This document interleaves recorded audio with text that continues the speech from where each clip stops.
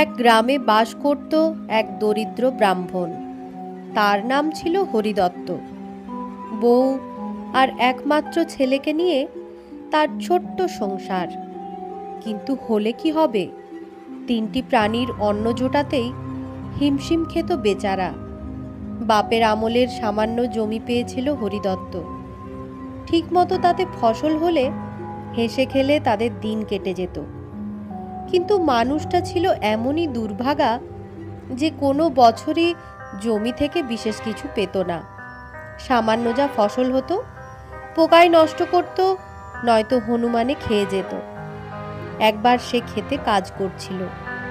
দুপুরের দিকে ক্লান্ত হয়ে একটা গাছের ছায়ায় বসে বিশ্রাম নিচ্ছে।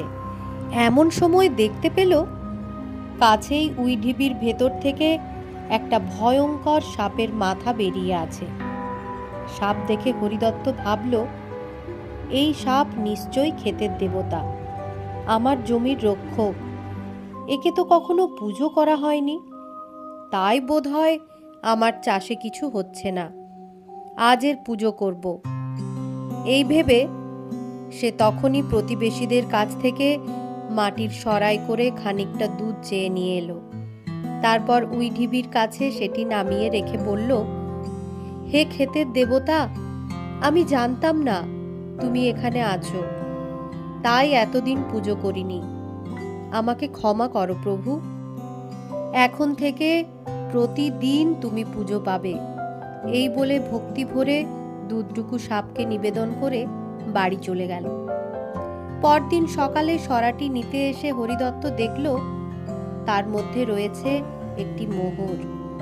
আনন্দে গদগদ হয়ে সে মোহরটি তুলে নিল। মনে মনে ভাবল, ক্ষেতের দেবতা প্রসন্ন হয়ে এটি তার জন্য ব্যবস্থা করেছেন। সেই দিন থেকে সে প্রতিদিন একা একা এসে দুধ দেয়, আর পরদিন একটি করে মোহর পায়। মোহরের দৌলতে তার সংসারের বেহাল অবস্থা দিনে দিনে পাল্টে যেতে লাগল। এইভাবে দরিদ্র ব্রাহ্মণের অবস্থা ফিরে গেল। একদিন কাজের দরকারে হরিদত্ত ভিন গাঁয়ে গেল। যাবার আগে ছেলে সোমদত্তকে ডেকে উই ঢিবিতে ক্ষেতের দেবতার কথা জানিয়ে সেখানে দুধ দেবার কথা বলে গেল। বাপের কথা মতো ছেলেটি একসরা দুধ নিয়ে উই ঢিবির কাছে রেখে বাড়ি ফিরে এলো। পরের দিন ছেলেটি উই ঢিবির কাছে গিয়ে মোহরটি তুলে নিল। সেই সময় সাপটি তার নজরে পড়ে গেল। সে ভাবল, উই ঢিবিটি নিশ্চয়ই সোনার মোহরে ভর্তি। সাপ সেই মোহর পাহারা দেয়। দুধ খেয়ে খুশি হয়ে প্রতিদিন সরার ওপরে একটি করে মোহর ফেলে দেয়। সাপটাকে মেরে ফেলতে পারলে সবগুলো মোহর একবারে পাওয়া যাবে। এই ভেবে সে পরদিন দুধ নিয়ে যাবার সময় একটা শক্তপোক্ত লাঠিও সঙ্গে নিল। দুধের সরাটা উই ঢিবির কাছে রেখে সে আড়ালে গিয়ে তৈরি হয়ে দাঁড়িয়ে রইল। খানিক পরেই সাপ ঢিবির গর্ত থেকে বেরিয়ে এসে দুধ খেতে গেল। সঙ্গে সঙ্গে সোমদত্ত সাপের মাথা লক্ষ্য করে মারল লাঠির ঘা। লাঠির ঘা কিন্তু সাপের মাথায় পড়ল না।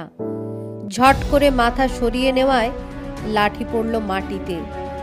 কিন্তু প্রচণ্ড রাগে সাপটা সঙ্গে সঙ্গে ফনা তুলে গর্জন করে সোমদত্তর পায়ে বসিয়ে দিল ছোবল। সাপের তীব্র বিষে ছেলেটি ঢলে পড়ল মাটির ওপরে। তারপর সেখানেই মরে পড়ে রইল।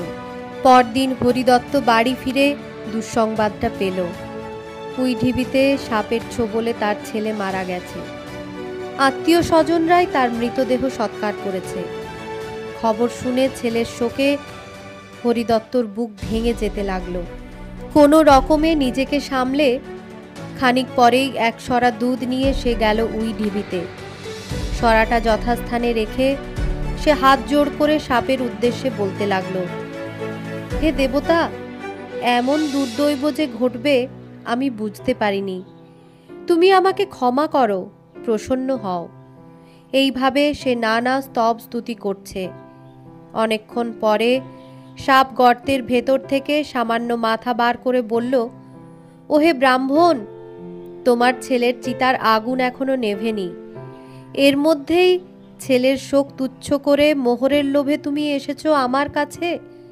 তোমার ছেলে বিনা কারণে আমাকে লাঠির ঘা মেরেছে, আমিও তাকে কামড়েছি। লাঠির ঘা আমি ভুলতে পারবো না। ছেলে হারানোর দুঃখ তুমিও কোনোদিন ভুলতে পারবে না। এই বলে সে একটি বহুমূল্য হিরে হরিদত্তর দিকে ছুঁড়ে দিল আর বলল, এটি নিয়ে তুমি চলে যাও, এই শেষ, আর তুমি এসো না। এই বলে সাপটি গর্তের মধ্যে ঢুকে গেল। হরিদত্ত হীরাটি হাতে নিয়ে খানিকক্ষণ স্তব্ধ হয়ে দাঁড়িয়ে রইল। তারপর ছেলের বুদ্ধির দোষেই আমি সব হারালাম, এই কথা বলতে বলতে সে বাড়ি ফিরে গেল।